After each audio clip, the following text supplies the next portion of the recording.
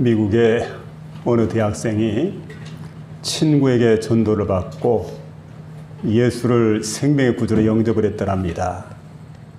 그리고 주일이 되었는데 교회를 가고 싶어가지고 대학교 맞은편에 있는 교회를 갔습니다. 들어가 보니까 시간이 조금 늦은 것 같더래요.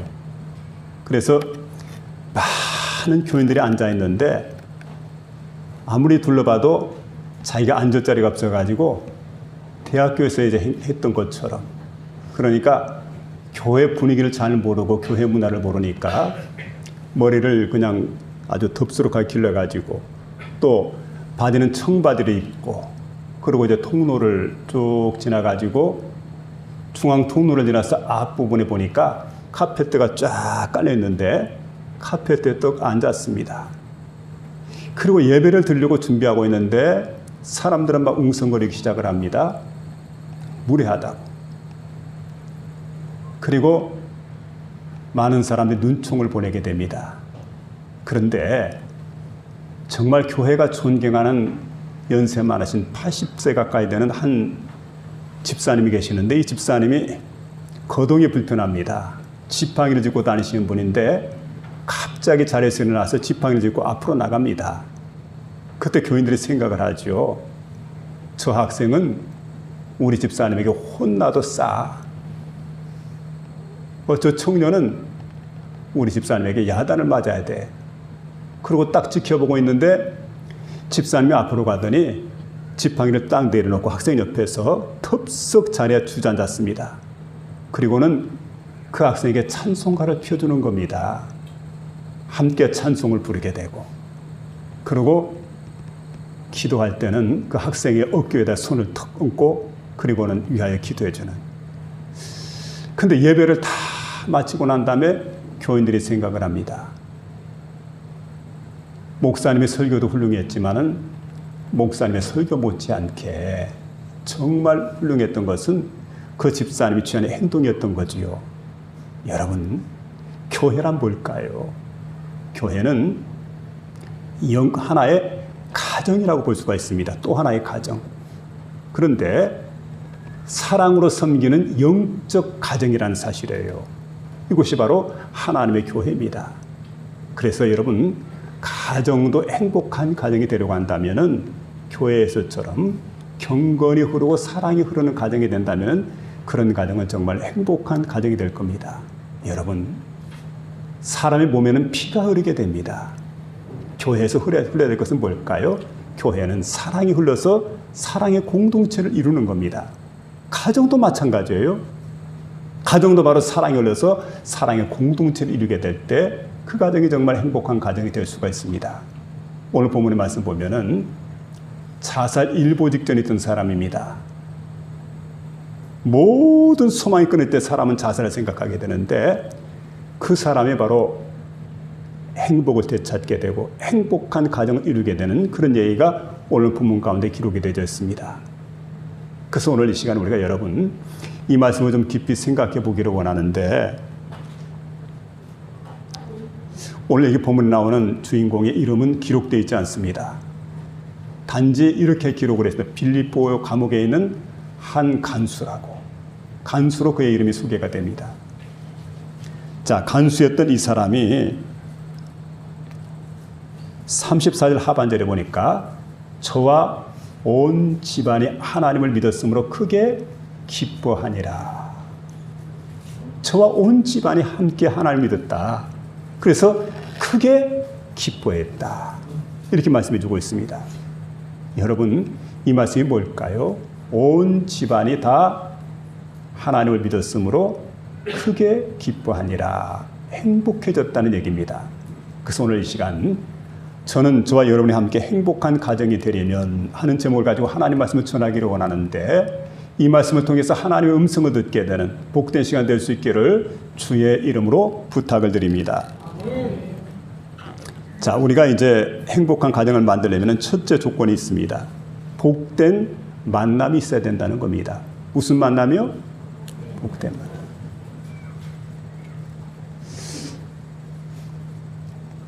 영국에서 있었던 일입니다. 한 시골 마을에 아주 부잣집 소년이 연못에 빠져서 막 허우적거립니다. 죽어가고 있습니다. 근데 그 광경을 멀리서 지켜보던 한 가난한 집 아이가 달려가서 그 부잣집 아이를 갖다 끌어냈습니다. 그리고는 막 인공호흡을 시키고 이렇게 해서 가까스로 살려내게 되었는데 두 사람은 정말 친한 친구가 되었습니다. 그래 어떤 날 부잣집 소년이 가난한 집 소년에게 묻습니다. 너의 소원이 뭐냐? 내 꿈? 나에게 꿈이 있는데 내 꿈은 런던에 가서 의학 공부를 하고 의사가 되는 거야. 근데 문제는 이 소년의 집은 가난해서 런던까지 갈 수 없을 뿐더러 공부할 만한 그런 형편과 처지가 못 되는 겁니다. 그때 부잣집 아이가 아버지에게 얘기를 합니다. 그 생명이 은인이니까 아버지가 귀담아 들었습니다. 그리고 때가 되어서 그를 갖다 런던으로 불러서 그를 공부를 시켰습니다. 정말 그는 의학 공부를 열심히 하고 난 다음에 의사가 되었어요. 그리고 연구에 매진해가지고 여러분 그 유명한 페니실린을 갖다 발명한 잘 아는 여러분 알렉산더 플레밍에 대한 얘기입니다. 알렉산더 플레밍이 페니실린을 딱 발명을 했는데 근데 마침 그때쯤 돼가지고 얼마 안 있다가 그 사랑하는 친구였던 부잣집 아이 이 아이가 그만 폐렴으로 막 사경을 헤매고 있다는 얘기를 들었습니다. 그때 페니실린까지 가서 주사를 놔줍니다. 그리고 이 아이가 회복이 되었습니다. 그리고 난 다음에 정계에 진출하더니 2차 대전에 혁혁한 공을 세우게 됩니다. 여러분 잘 아는 이 아이는 누구냐면 윈스턴 처칠 수상입니다. 그러니까 여러분 처칠 수상의 입장에서 생각해 볼 때 알렉산더 플레밍이 누구냐? 자신에게 은인이에요. 생명을 한 번만 구해준 것이 아니고 두 번씩이나 생명을 구해준 너무 좋은 은인입니다. 그래서 여러분 친구를 잘 만나야 되는 거죠.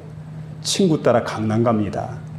친구를 잘 만난다는 것, 사람을 잘 만난다는 게 얼마나 큰 복인지 모릅니다. 그런데 여러분 사람을 잘 만나는 게 큰 복인데 오늘 이게 본문의 말씀 보면은 본문의 주인공은 훨씬 더 귀한 만남을 갖게 됩니다.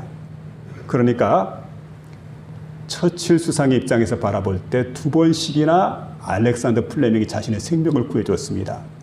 그런데 본문의 주인공은 사도 바울을 만나게 되었는데 바울을 만난 다음에 바울이 자신에게 생명을 구해줬을 뿐만 아니라 자신을 살린 것만 아니라 가족 전체를 살리게 됩니다. 그리고 자신의 육신만 구해주는 것이 아니고 영적 생명까지 구원해 줬습니다. 그리고 온 가족이 예수를 믿어서 구원에 이르게 되는 그런 그 복된 만남의 관계를 오늘 본문은 우리에게 소개해 주고 있습니다. 자, 여기 보면 26절부터 쭉 보면 이제 이 말씀이 나옵니다. 이에 갑자기 큰 지진이 나서 옥터가 움직이고 문이 열리며 이렇게 말하죠. 막 터가 지진이 일어나가지고 옥터가 움직이고 문이 곧 다 열리게 되고 이에 모든 사람이 맨 것이 풀어지게 됩니다. 그러니까 족쇄가 풀어지게 됩니다. 그리고 여러분 묶어놨던 모든 수갑이 풀리게 됩니다. 착고가 풀리게 됩니다. 그리고 자유함을 얻게 되죠. 이때 27절에 그렇게 말하게 됩니다. 간수가 자다가 깨어 옥문이 열린 것을 보고 이르되 자, 자다 깨어서 보니까 옥문이 다 열렸습니다. 죄수들이 도망친 줄 알고 자결하려 하고는 그러죠. 자살할 생각을 했어요. 근데 28절 말씀 가운데 보면 이렇게 말씀해 주고 있습니다. 바울이 큰 소리로 외쳐 이르되 내 몸을 상하지 말라. 우리가 다 여기 있노라. 내 몸 상하지 마라. 여러분 그 순간 바울과 이 간수가 만나게 됩니다. 입장이 바뀌게 되죠. 바울이 을의 입장입니다. 간수가 갑의 입장입니다. 그런데 지금 이 시간에는 완전히 입장이 바뀌어지게 됩니다. 그리고 간수가 바울의 말을 듣게 됩니다. 자, 이런 순간이죠. 만약 그때 여러분 바울과의 만남이 없었다고 한다면 이 사람 틀림없이 자살했어요. 근데 우리가 생각할 때 이 사람 자살로 끝나는 게 아닙니다. 온 가족들에게도 큰 피해가 돌아가겠죠. 지인들도 마찬가지고. 그리고 자신은 심판을 받습니다. 영원한 형벌에 처하게 됩니다. 그의 가족은 영원히 씻지 못할 불명예를 아는 채 슬픔을 끌어안고 일생을 불행하게 살아가게 됩니다. 이런 처지에 있었는데 이런 처지에 있던 간수가 바울을 만나게 되고 바울을 만나서 그의 일생이 완전하게 변화가 되는 그런 놀라운 역사가 일어나고 있는 걸 보게 됩니다. 여러분, 그런데 간수가 바울을 만나게 될 때 바울은 얼마든 도망을 칠 수가 있습니다. 왜냐하면 생각해 보세요. 갑작스럽게 지진이 일어납니다. 그리고 옥터가 움직입니다. 문이 다 열렸습니다.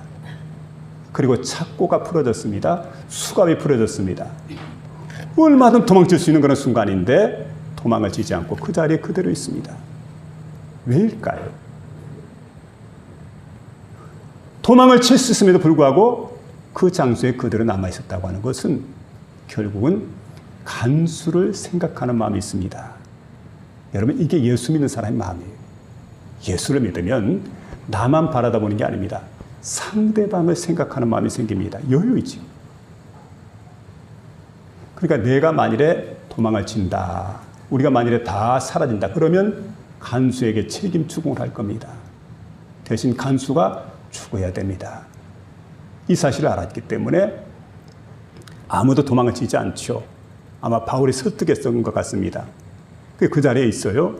그러면서 이제 이렇게 얘기하죠. 간수가 칼을 빼어 자결하려 하거늘 우리가 다 여기 있노라. 큰 소리 외치게 되죠. 우리가 다 여기 있다. 내 몸을 상하지 말라. 우리가 다 여기 있다.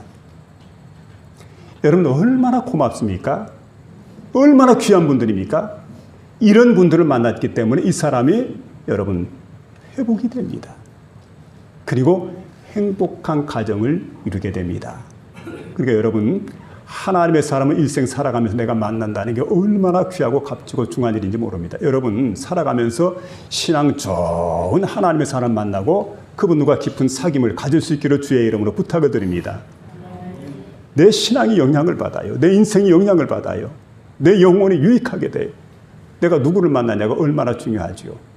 근데 다른 그 어떤 만남보다 가장 귀중한 만남은 그리스도 예수와의 만남입니다. 여러분은 어떻습니까? 그리스도 예수와 만나셨습니까? 예수님은 우리를 만나주기를 원합니다. 그 예수님은 하늘의 영광 보좌를 버리시고 이 땅에 기꺼이 오셨습니다. 왜요? 우리를 만나기 위해서. 그리고 얼마든 책임을 회피할 수가 있습니다. 그 십자가 나와 상관없는 거라고.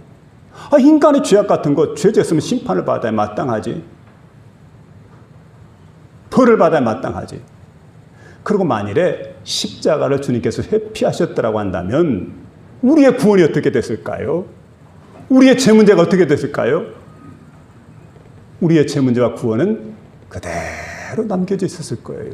아무런 변화가 없었을 겁니다. 그런데 여러분, 예수님께 대신 십자가를 지셨다는 것, 이게 아버지의 뜻이로구나 생각을 하고 대속의 십자가에 대신 예수님께서 돌아가셔서 우리의 구원의 문제를 해결해 주었어요. 죄 문제를 해결해 주었습니다. 여러분, 그래서 내가 그리스도 예수를 믿게 될 때 두 가지 중요한 현상이 나타나게 되죠. 하나는 죄 사함 받게 된다는 겁니다. 그러므로 이제 그리스도 예수 안에 있는 자에게는 결코 정죄함이 없나니 이는 그리스도 예수 안에 있는 생명의 성령의 법이 죄와 사망의 법에서 너희를 해방하였음이니라. 로마서 8장 1절로 2절에 말씀해 줍니다. 완벽하게 우리의 죄를 갖다가 용서해 주십니다. 그리고 또 한 가지, 영접하는 자 곧 그 이름을 믿는 자들에게는 하나님의 자녀가 되는 권세를 주셨다.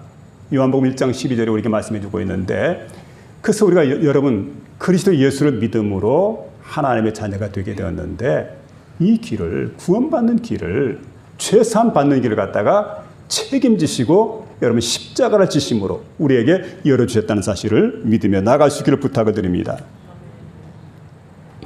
우리가 행복한 가정과 행복한 삶을 이루려면 어떻게 해야 되느냐? 31절에 보니까 이르되 주 예수를 믿으라. 그리하면 너와 내 집이 구원을 받으리라 하고, 여러분 주 예수를 믿어서 구원을 받게 될 때 행복한 가정을 이루게 됩니다. 그래서 여러분 우리가 그리스도인으로서 우리에게 가장 중요한 만남은 그리스도 예수와의 만남이라는 거지요. 살아가는 동안 우리가 숱한 사람을 만나게 됩니다. 어떤 사람은 잠시 잠깐의 만남입니다. 어떤 사람은 2, 3년 동안의 만남입니다. 군 생활하다 보니까 여러분 서로 다른 사람들이 다 모여서 만나게 되는데 한 2, 3년 동안 저희들이 이제 만났어요. 그 다음에 헤어지게 됩니다. 그리고 난 다음에 여러분 생각해 보세요. 우리가 평생 동안 만나는 사람이 있습니다. 그게 참 만남의 관계가 소중하지요. 평생 만난다는 거는 결혼해서 한 가정을 이루게 될 때 평생이에요. 평생 가요. 세상 떠날 때까지. 그런데 여러분 이런 만남은 세상적인 만남이고 순간적에 다 지나가는 것들이에요. 그런데 여러분 예수님과의 만남은 어떤 만남입니까? 잠시 잠깐이 아니고 영원한 만남이라는 거예요. 영원한 만남. 그래서 우리가 그 예수님 만나게 될 때 우리가 주어지는 게 뭐냐면 영생과 복락이 우리에게 주어지는 거예요. 그래서 여러분 세상의 그 어떤 만남보다 가장 중요한 만남이 어떤 만남이냐? 주님과의 만남이에요. 죄사함 받고 하나님 자녀가 되어지게 되고 그리고 그 안에서 영생을 소유하게 된 자 얼마나 큰 복을 받는 것인지 모르죠. 그래서 여러분이 가장 복된 만남이 바로 그리스도 예수와의 만남이기 때문에 행복한 가정이 되려고 한다면 나만 예수와 만나서 되는 게 아니죠. 온 가족이 예수를 만날 수 있도록. 그래서 주시는 말씀이 뭡니까? 주 예수를 믿으라. 그리하면 너와 내 집이 구원을 받으리라.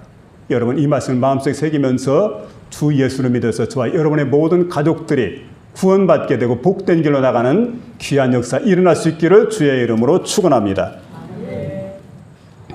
두 번째는 예수를 믿어야 된다 하는 말씀인데 30절에 그렇게 말씀하죠. 그들을 데리고 나가 이르되 선생들이여 내가 어떻게 하여야 구원을 받으리까 하거늘 주 예수를 믿으라. 그리하면 너와 내 집이 구원을 받으리라 하고 이렇게 말씀해 주고 있습니다. 여러분 예수님을 영접해야 돼요. 예수님을 영접하게 되면 우리가 변화를 받게 됩니다. 그리고 죄사함을 얻게 됩니다. 하나님의 자녀가 됩니다. 이런 놀라운 역사가 우리 가운데 일어나게 되고 그리고 이제 우리가 가정적으로 볼 때 마찬가지죠. 우리가 예수님 영접할 뿐만 아니라 가정에서도 우리가 주님을 모셔드려야 돼요. 무서워서 벌벌 떨면서 두려워하고 부복해 있던 이 간수가 바울과 실라에게 묻습니다. 선생들이여 우리가 어떻게 해야 구원을 받으리까 묻게 될 때 주 예수를 믿으라. 그리하면 너와 내 집이 구원을 받으리라. 사람이 몹시 실망을 하게 될 때, 절망을 하게 될 때, 그리고 사업에 실패를 하게 될 때, 그리고 좌절감이 내 마음속에 밀려오게 될 때 사람들은 어떤 생각을 하냐면 죽음을 생각을 합니다. 죽으면 모든 게 끝난다고 생각을 합니다. 정말 끝이 날까요? 죽으면 끝난다면 참 좋겠지만 여러분 한 번 죽는 것은 사람에게 정하는 것이요 그 후에는 심판이 있으리니 이걸 생각해야 돼요.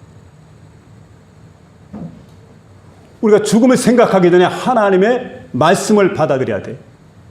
죽음 후의 세계가 어떻게 되는가? 죽음 후에 반드시 심판이 있다. 이 사실을 우리가 깨달아야 되는 거죠.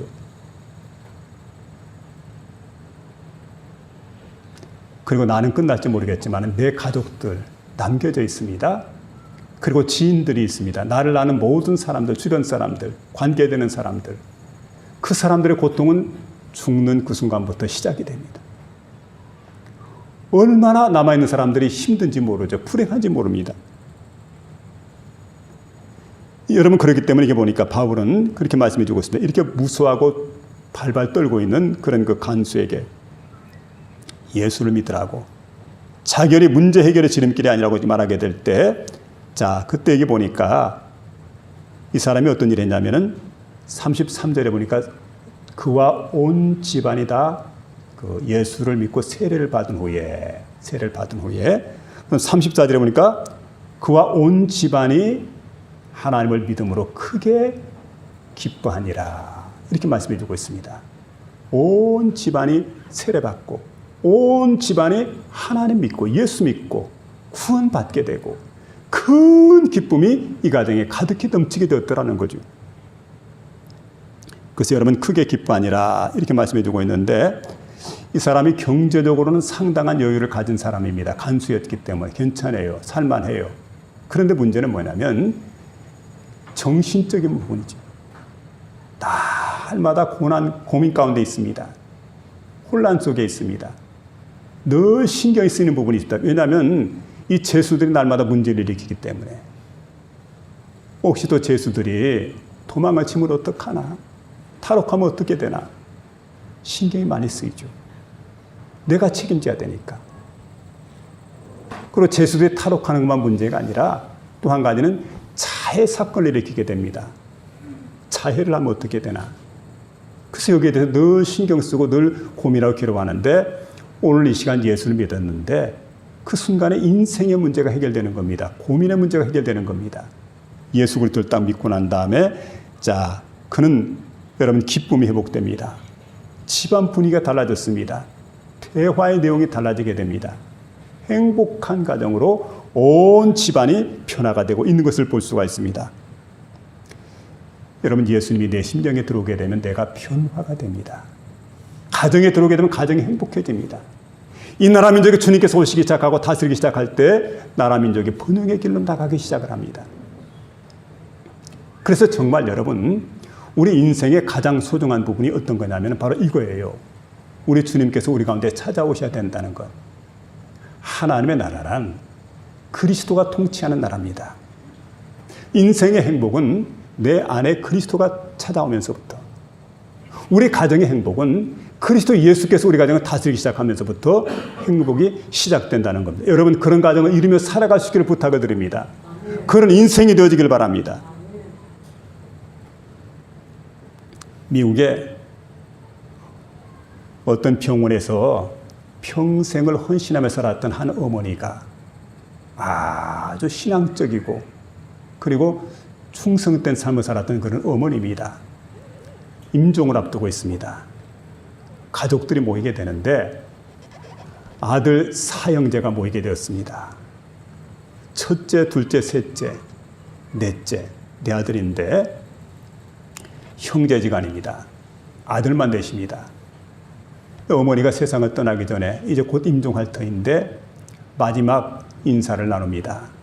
첫째하고 인사할 때 굿나잇, 둘째 굿나잇, 셋째 굿나잇, 넷째입니다. 이름이 앤디입니다. 막내가 앤디인데 부모 속을 깨나 섞인 아들입니다. 굿바이 인사를 합니다. 그러니까 이 막내가 이상하잖아요. 아니 형님 세 분에게는 굿나잇인데 나한테는 왜 굿바이일까? 섭섭해가지고 엄마에게 물었어요. 엄마, 형님들에게는 왜 굿나잇이고 나는 왜 굿바이입니까?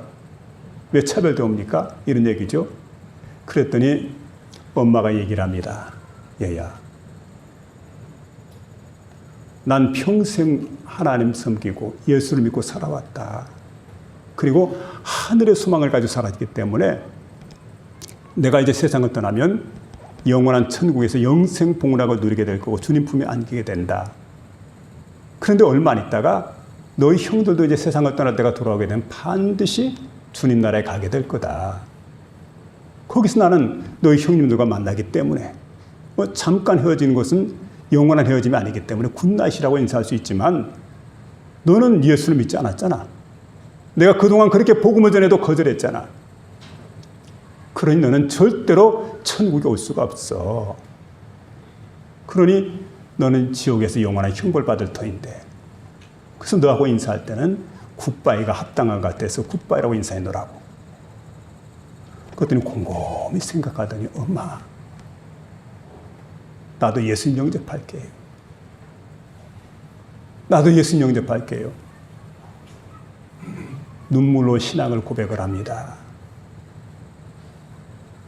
그리고 여러분, 예수 그리스도를 주라고 시인을 해요.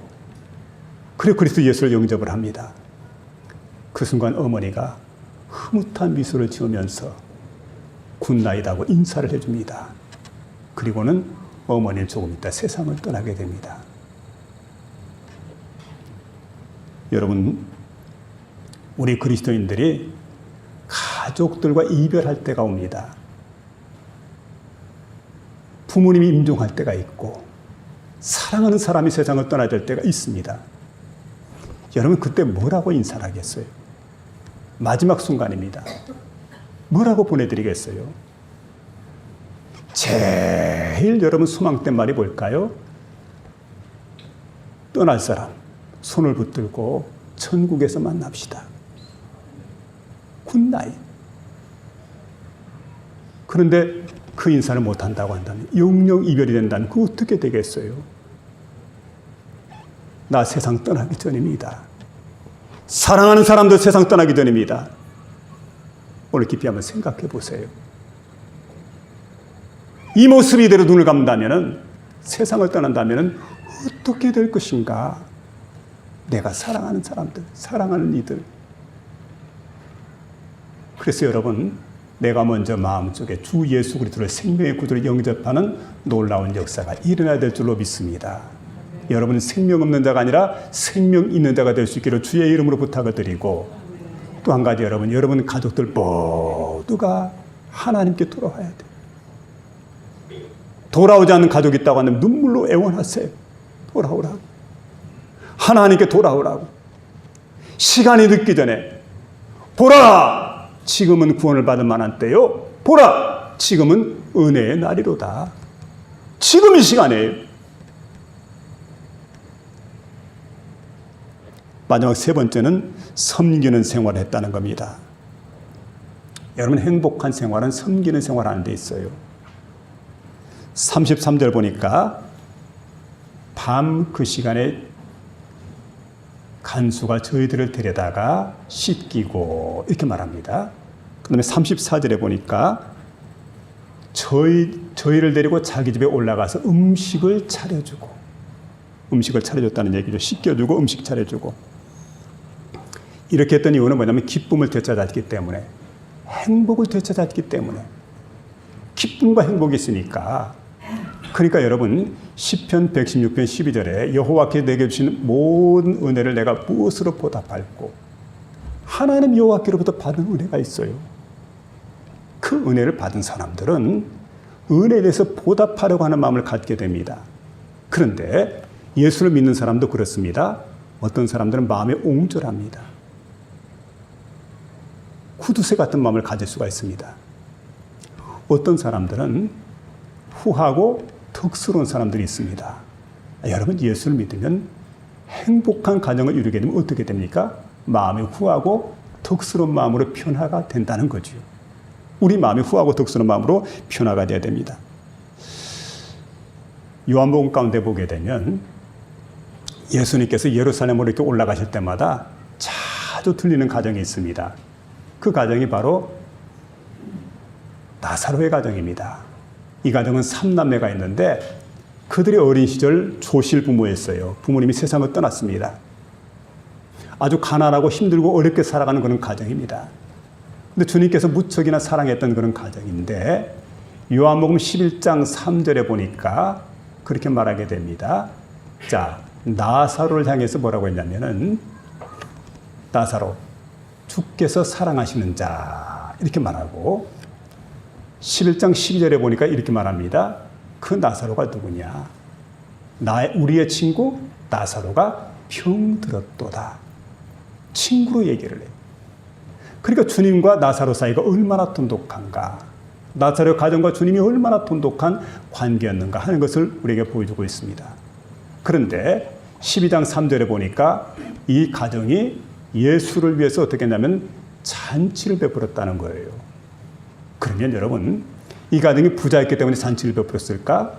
부유한 사람은 이 가정이 아니죠. 부유한 사람들은 다 성 안에 있는 사람들. 그러니까 예루살렘 성 안에 있는 사람들이 부유하지요. 그들은 성 밖에 있는 주변인입니다. 중심인들이 아니에요. 가난한 사람들입니다. 소외당한 사람들입니다. 없는 사람들입니다. 그런데 주님을 위해서 큰 잔치를 베풀었다. 잔치를 베풀었다는 얘기죠. 여러분 어떻게 일이 가능합니까? 내가 받은 은혜를 헤아리는 마음이 있기 때문에. 언제나 여러분 후하고 덕스러운 사람들의 삶은 내가 받은 은혜를 헤아리게 될 때 후하고 덕스러운 삶을 살 수가 있고 섬기는 생활을 할 수가 있다는 거예요. 여러분 주님의 은혜를 충만하게 받을 수 있기를 주의 이름으로 부탁을 드립니다. 사랑을 넘치게 받을 수 있기를 주의 이름으로 부탁을 드립니다. 은혜를 많이 받고 사랑을 많이 받아야 내가 후하고 덕스러운 사람으로 변화가 될 수가 있습니다. 어떤 연세가 많으신 목사님인데 이분이 간증을 하면서 그런 얘기를 합니다. 한 번은 가까이 있는 그 부산에 있는 감전교회를 갔더랍니다. 집회를 이제 인도하고 있는데 집회 도중에 식사를 이렇게 대접하시게 되는데 한 그 채집사님이라고 하는 네 분이 식사를 대접을 하게 되었는데 그 본교회 담임 목사님 얘기를 들어보니까 자동차 인테리어를 하고 있는 사장님이다. 소개가 됐어요. 그리고 이분들에 대해서 얘기하면서 참 숨은 일꾼입니다. 그러니까 이름 없이 빚도 없이. 그래서 교회에서 뭐 큰일 하고 난 다음에 나중에 이렇게 이제 남아있는 그 부분들은 이 부부가 다 책임지고 감당할 정도로 그렇게 참 신실한 그런 그 부부였다는 거죠. 그때 여러분 이 부부를 향해서 목사님이 이렇게 얘기를 했더랍니다. 최 집사님. 그 부부에게도 부부 집사님 부르면서 자, 내가 큰 복을 받는 비결을 말씀을 드리겠습니다. 지금까지는 당신들이 이렇게 하나님을 섬기고 봉사할 때 남아있는 모든 부분들 갖다 이렇게 책임을 졌는데 이제는 그렇게 하지 마시고 그 일을 여러분들이 먼저 하세요. 더 큰 일 하세요. 더 크게 섬기세요. 그리고 나머지 부분들을 교인들이 할 수 있도록 해보라고. 옆에 있던 그 여집사님은 아멘 하는데 남편 집사님은 답이 없습니다. 그 부인 집사님이 남편의 옆구리를 쿡 찔러가지고 아멘 하라고. 빨랑 아멘 하라고. 얼떨결에 아멘 했습니다. 대화를 하다가 식사하면서 대화를 하다가 한 20분 정도 지냈는데 목사님에게 묻는 거예요. 목사님, 우리 교회에 선교관 건축하고 난 다음에 그 주변에 이렇게 땅을 갖다 매입해야 될 터인데 땅이 얼마나 필요합니까? 물었다는 거지요. 그 땅을 물으니까 이분이 이렇게 대답을 합니다. 목사님이 한 270평 정도 필요하다고. 그 땅 제가 사겠습니다. 옆에서 그 말을 듣고 있던 그 강사 목사님이 생각을 합니다. 참 값지고 은혜롭고 참 귀한 모습이다. 여러분, 사람이 후해지는 것, 사람이 덕스러워지는 것은 은혜를 받을 때 가능하죠. 사랑을 내가 받을 때 가능하죠. 그래서 여러분, 하나님의 일은, 하나님 섬기는 것은 억지로 하지 마세요. 억지로 하지 말고 내가 하나님께로부터 받은 은혜를 헤아리면서 깨닫는 거예요. 하나님이 내게 이런 사랑을 베푸셨구나. 하나님이 내게 이런 은혜를 베푸셨구나. 그래서 여러분 그 은혜와 사랑을 헤아리고 하나님을 섬기게 될 때 그게 얼마나 여러분 우리 마음속에 행복을 주는지 모릅니다. 행복한 삶의 비결이죠. 오늘 이 말씀을 들으면서 이왕 예수 믿는 것, 여러분 우리 모두가 행복해지기를 원하고 여러분 가정 전체가 행복해지기를 원하는 그런 그 복된 심령 다 될 수 있기를 주의 이름으로 축원합니다. 하나님